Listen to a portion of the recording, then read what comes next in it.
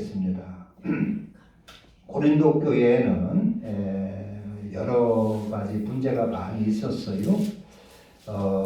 은사 문제, 방언 문제, 우상의 제물 문제, 또 성도들이 서로 다투며 세상 법정에 고소 고발하는 문제, 분파, 서로 파당을 지어가지고 이파 저파 다투는 문제, 여러 문제가 있었는데, 또 신앙적으로도 이제 부활의, 오늘 이 15장은 부활의 문제도 발생해 있었어요.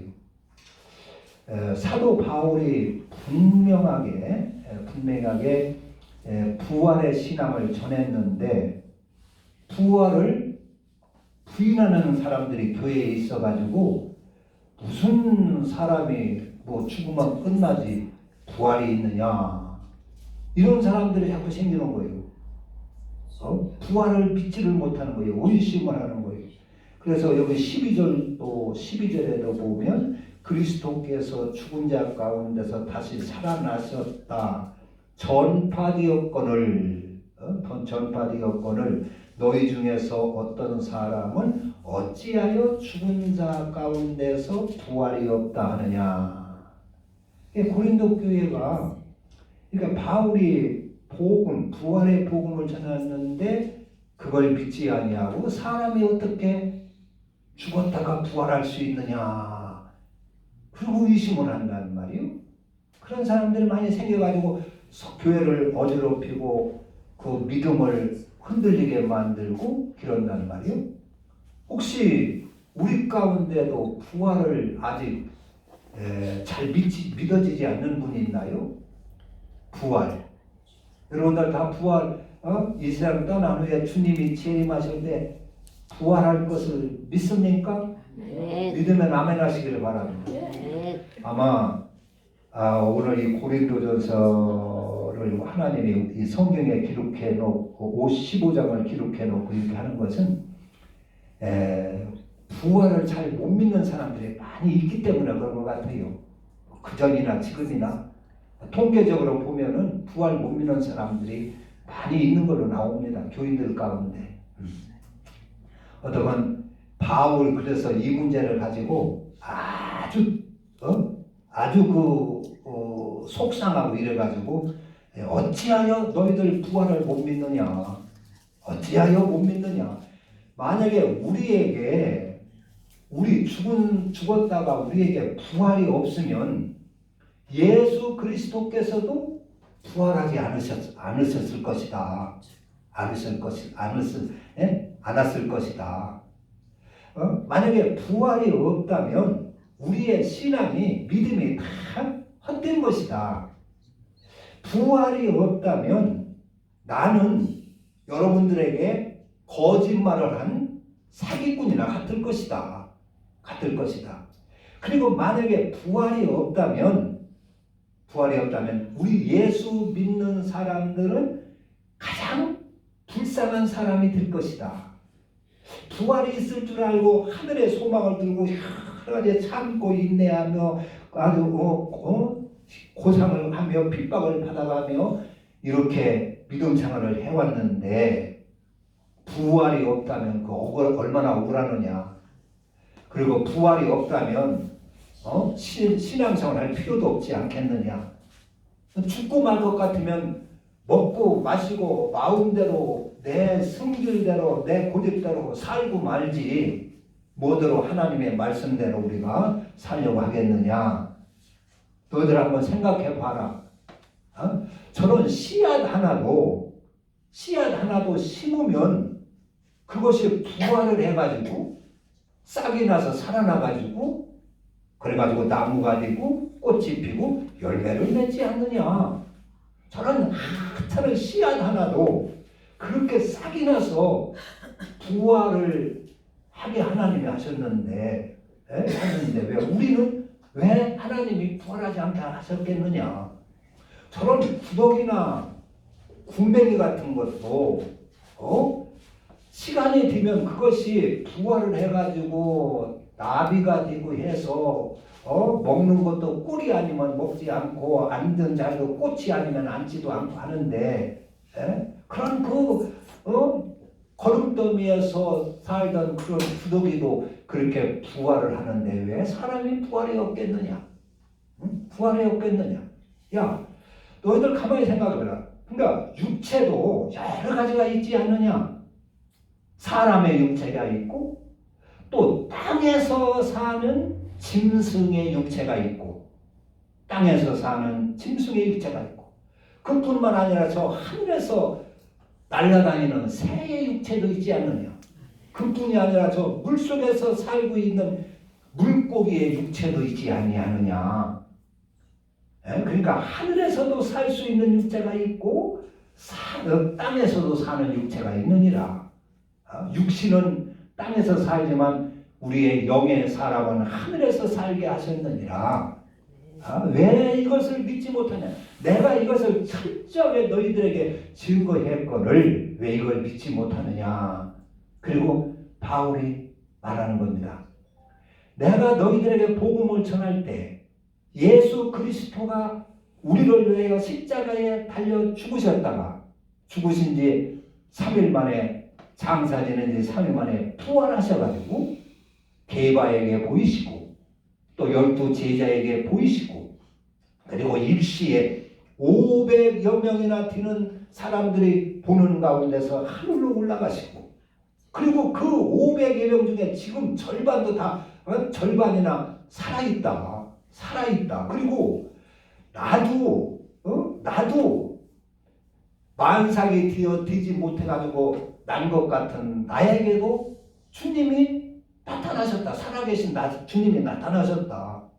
그것이 무슨 꿈속에 헤매다가 꿈을 꿔서 만난 것이 아니고 대낮에 벌건 대낮에 예수 믿는 사람들을 잡아 죽이려고 그렇게 담에색으로 가다가 정오에 햇빛이 짱짱이 드는 건 대낮에 나 혼자도 아니고 여럿이 가는데 그 부활하신 주님이 나를 만나주셨다. 그래서 내가 이렇게 변화되었다. 그전에는 예수 믿는 사람들을 핍박하고 예수 믿는 사람들을 잡아 죽이려고 하고 예수 부활이라고는 이것을 증거하지 못하게 그렇게 내가 가로막고 애를 썼는데 내가 가다가 예수님 부활하신 예수님을 만나가지고 내 그 눈이 그 부활하신 눈이 부활하신 주님이 그 광채가 하도 강렬해서 내 눈까지 멀었었다. 그런데 아나니아라는 사람이 주의 이름으로 나를 안수해서 눈도 뜨게 해줬다. 그리고 내가 이렇게 변화가 돼가지고 그전에는 그렇게 예수 믿는 사람들을 잡으러 쫓아다녔는데 지금은 이렇게 예수 부활을 증거하고 이렇게 바꿔졌지 않느냐. 주님이 부활하신 주님을 내가 못 만났더라면 내가 이렇게 될 사람이 아니다. 여전히 예수 믿는 사람 핍박할 것이고 그리고 율법 선생으로서 내가 부귀 영화를 누리고 권세도 누리고 나 잘 먹고 잘 살 것이다.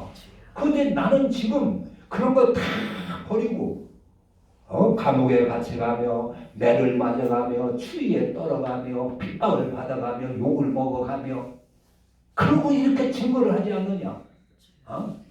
예수가 부활하지 않았더라면 내가 이러겠느냐. 예수는 부활했느니라. 누가 그 쓸데없는 소리에 너희들 흔들리지 말고 조금도 흔들리지 말고 마음을 아주 견고하게 하고 그래서 항상 그런 데 흔들리지 말고 주의 일에 더욱 힘쓰는 자들이 되라. 주 안에서 너희 수고는 하나도 헛되지 않을 줄을 알미니라 하는 것이 이 고린도전서 15장 내용입니다. 할렐루야. 부활이 없다면 교회가 지금 있을 수가 없지요. 부활이 없었더라면 우리의 성경도 있을 수가 없습니다. 예수 믿는 사람들이 있을 수가 없습니다. 주님이 부활하시고 부활하신 주님이 분명히 나타나셔서 제자들에게 보이고 12 제자에게 보이고 500여 명에게 보이고 사도 바울에게 보이고 했기 때문에 이 부활이 증거되고 그리고 주님께서는 우리에게 확실히 약속해 주셨어요. 나를 믿는 자는 죽어도 살겠고 살아서 믿는 자는 영원히 죽지 아니하리라. 그리고 선한 일을 행하는 자는 생명의 부활로, 악한 일을 행하는 자는 심판의 부활로 나오리라 했습니다. 아멘. 여러분들 부활을 의심 없이 믿으실 수 있기를 바랍니다. 아멘. 우리는 보통 근데 이제 부활을 우리가 다 부활을 해야 되는데 부활을 보통 이제 교회에 나오고 예수를 그냥 예수님이 나를 위해서 내 죄를 짊어지고 십자가에 달려 죽으신 것을 믿기만 하면 부활한다. 부활을 믿으시길 바랍니다. 이렇게 이제 알고 있는데 부활을 우리가 꼭 해서 우리 주님이 재림을 하실 때 꼭 부활을 해가지고 주님의 주님을 영접하고 영광을 누려야 되는데 그 부활하는 것이 성경은 언제 부활을 하라고 했어요? 살아서 부활하라고 그랬어요. 살아서. 부활 때는 우리의 그 몸이 영광체로 부활이 됩니다. 내가 몸이 불편하다 해서 그렇게 부활되는 것이 아니고 늙은 모습으로 부활되고 하는 것이 아니라 영광의 몸으로 영광체로 부활이 된다고 그랬어요. 해의 영광이 다르고 달의 영광이 다르고 별의 영광이 다르고 별과 별의 영광이 다르듯이 부활 때는 영광체로 변한다 했습니다. 그러니까 이 땅의 영광은 한번 몇 년 누리면 그걸로 다 끝나버리고 맙니다. 세상의 영광은 이게 별거 아니지요? 별거 아닙니다. 그러나 부활 때의 우리의 영광은 영원한 영광인 줄로 믿으시기를 바랍니다. 아멘. 그래서 이 부활을 이제 요한복음 3장에 보면 니고데모라는 사람이 그렇게 주님을 찾아와서 그래요. 그러니까 주님께서 가나 오린집에 가서 물로 포도주를 만드는, 포도주가 떨어졌을 때 물로 포도주를 만드는 이 기적을 보고 니고데모라는 사람이 밤에 예수님을 찾아와요. 야, 예수님이 대단한 분이시구나. 찾아와서 라비오, 당신이 행하는 이 표적은 우리는 당신이 하나님께서 보내신 자로 압니다.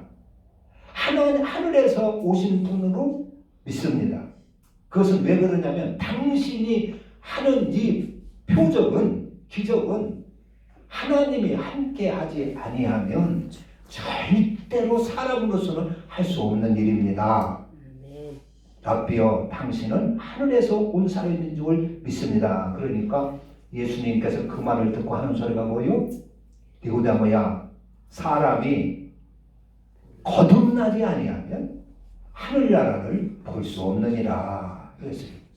그러니까 어떻게 오늘은 듣기에는 동문서답 같은데, 그러니까 니고데모가 그랬어요. 사람이 어떻게 거듭납니까? 늙으면 어떻게 거듭납니까?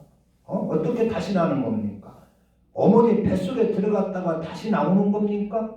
그러니까 다시 예수님께서 내가 진실로 너희에게 말하노니 사람이 물과 성령으로 나지 아니하면 하늘나라를 갈 수 없느니라. 하늘나라를 볼 수도 없고 갈 수도 없느니라. 그러니까 물과 성령으로 다시 나야 된다는 거예요. 거듭나야 된다는 거예요. 그것은 부활을 뜻하는 것입니다. 그것은 살아서 부활해야 된다, 그런 얘기입니다. 살아서 물과 성령으로 거듭나야 하늘나라 갈 수 있다, 그런 얘기입니다. 할렐루야. 아멘. 살아서 거듭나라, 그런 얘기예요. 살아서.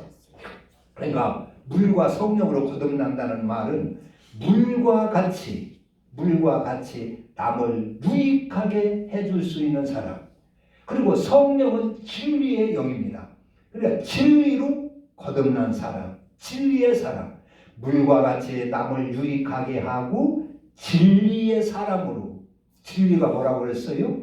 우리가 영원히 지키고 살아야 할 삶의 도라고 그랬죠. 주님께서 주신 도, 그리스도. 그게 진리란 말이에요. 예수님이 진리란 말이에요. 그러니까 진리의 사람으로 거듭나야 살아서 이 땅에 살아서 바꾸어져야 부활을 할 수 있고 예수님 오실 때 우리가 부활에 참여할 수 있고 하늘나라를 갈 수 있고 영생을 얻을 수 있다 그런 얘기입니다. 아멘. 할렐루야. 그래서 우리는 죽으면 부활할 걸 믿으시기를 바랍니다. 이렇게 죽어서 부활을 믿는 사람 그런 사람들 대다수입니다. 그냥 우리는 부족하게 살고 뭐 이렇게 뭐 대충 살아도 예수 믿었고 교회 다녔으니까 죽으면 부활하겠지. 예수님 오실 때 부활하겠지. 이렇게 믿고 있는데 성경을 깊이 보면 그게 절대 아니에요. 살아서 부활을 해야 죽어서도 부활을 한다 그런 얘기입니다. 할렐루야. 그러니까 살아서 죄에서부터 완전히 구원을 받아야 된다는 얘기예요. 그러니까 구약 시대 때 보면은 레위기에 보면 이제 그 속죄 제사라는 게 나와요. 속죄 제사, 속죄제가 나오는데 사람이 죄를 지면 그 양을 하나 끌고 가서 제사장 앞에 가서 양을 잡습니다. 내 죄값으로 양을 죽여요. 내가 죽어야 되는데 양아 네가 대신 죽어다고 해가지고 양을 들고 가서 제사장 앞에 가서 그 머리에 안수를 하고 그리고 자기가 그 양을 잡습니다. 말하자면 자기가 자기를 죽이는 겁니다. 그래서 목을 푹 찔러서 죽이고 가죽을 혼나랑 벗겨가지고 또 한 번 죽이고 그리고 목을 자르고 팔다리를 자르고 해가지고 또 죽이고 그리고 배를 쫙 갈라가지고 창자를 끄집어내서 또 죽이고 그걸 또 불에다가 지글지글 태워서 또 죽이고 그래가지고 죽이고 죽입니다. 그렇게 할 때 내 속에 있는 죄성이 빠져나가야 됩니다. 그래서 내가 거듭나는 사람이 될 때에 하나님께서 그걸 살려주는 거예요. 그런데 양만 죽이고 내가 죽지 않으면 내 속에 있는 죄성이 죽지 않으면은 하나님은 그 제물을 받지 않고 나를 죽입니다. 죄의 형벌을 때리는 것입니다. 그게 속죄제입니다. 그러니까 그게 무슨 말이냐면 예수님께서 우리를 위하여 십자가에 대신 죽어주셨어요. 그래서 그때 예수님이 십자가에 달려 죽을 때 내 속에 있는 죄성이 죽어야 된다 그런 얘기입니다. 예수님이 죽는 것이 아니라 내가 죽는 것이다 그런 얘기입니다. 죄 없는 예수님이 왜 죽어요? 내 죄 때문에 예수님이 죽었다. 그래서 예수님이 죽을 때 내 죄성이 죽어야 내가 살 수 있는 것입니다. 그런데 여전히 마음으로만 믿고 내 속에 있는 죄성이 빠져나가지 아니하면 예수님과 나와의 관계는 아무 관계가 없다 그런 얘기입니다. 예수님의 죽음과 관계가 없어요. 예수님과 죽음과의 관계가 있으려면 예수님이 대신 십자가에 죽은 것이 그 효력이 내게 나타나려면 나에게서 십자가에서 내 죄성에 빠져나가야 됩니다. 그래서 갈라디아서 2장 20절에도 사도 바울이 그랬어요. 그리스도께서 십자가에 죽으실 때 나도 거기서 못 박혔다. 나도 거기서 못 박였느니라. 갈라디아서 20장 내가 그리스도와 함께 십자가에 못 박혔나니 그런즉 이제는 내가 사는 것이 아니요 오직 내 안에 그리스도께서 사시는 것이라. 그러니까 주님께서 십자가에 못 박혀 죽을 때 내가 죽어야 된다 그런 얘기입니다. 그것은 무슨 얘기냐면 내 속에 있는 죄성이 빠져나가야 된다 그런 얘기입니다. 탐욕과 정욕과 미움, 시기, 질투 이런 것이 빠져나가야 된다는 그 말입니다. 그리고 그럴 때 하나님께서 나를 사랑하셔서 우리를 하나님의 의로 살게 하신다는 것입니다. 이제 나는 죽고 육신이 죽는 것이 아니라 내 죄성이 죽고 내 속에서는 그리스도가 사는 것입니다. 진리로 사는 것입니다. 바울이 그랬습니다. 그 예화를 많이 들었지만은 어떤 어머니에게 두 아들이 있어요. 근데 어머니가 그 아들을 잘 훌륭하게 키워보려고 무지 애를 썼는데 이 자녀석들이 잘못된 거예요. 나쁜 애들하고 어울려가지고 뭐 싸움질이나 하고 그래가지고 사고나 쳐서 유치장이나 들락대고 남의 거 도적질이나 하고 사기나 치고 강도질하고 그런다는 거예요. 그래서 결국에는 그 아들이 사형당하게 됐어요. 그런데 어머니가 하도 속상해서 암만 타일러도 튀지를 않으니까 임금님을 찾아가서 임금님, 내가 저 두 아들만 바라보고 내가 이 한평생 이렇게 고생하며 살았는데 임금님 제발 내 소원 좀 한번 들어주세요. 내가 저 자식들을 위해서 저들을 위해서 내가 대신 줄 테니까 저 아들을 좀 한 번만 살려주세요. 사정을 했어요.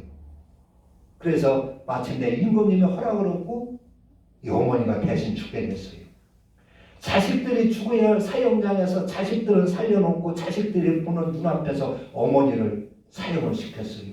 그러니까 이 자식들은 나 때문에 우리 어머니가 죽는구나. 나 때문에. 그래서 한 자식은 우리 어머니가 나 때문에 죽으셨다. 내가 나쁜 놈이구나. 내가 죽어야 되는데 내가 죽을 놈이구나. 해가지고 가슴을 치면서 거기서 돌이키고 나쁜 생각을 다 버리고 내가 이제 제대로 살아야지. 어머니의 뜻대로 내가 좀 바르게 살아야지. 그래가지고 한 녀석은 돌이켜가지고 착하게 살고 해서 훌륭한 사람이 되었어요. 그러면은 그 어머니의 죽음이 이 자식을 훌륭하게 만든 것입니다. 새 사람으로 만든 것입니다. 살려낸 것입니다. 구원해낸 것입니다. 그런데 한 자식은 어머니가 죽건 말건 여전히 술 먹고 싸움질하고 사고치고 그리고 돌아다니는 거예요. 그리고 유치원에 또 다니는 거예요. 그러니까 임금님이 어떻게 하겠어요? 이 녀석은 싸가지 없는 놈이고 이 녀석은 사망 있는 놈이니까 안 되겠다. 그럼 갖다 잡아 죽여라.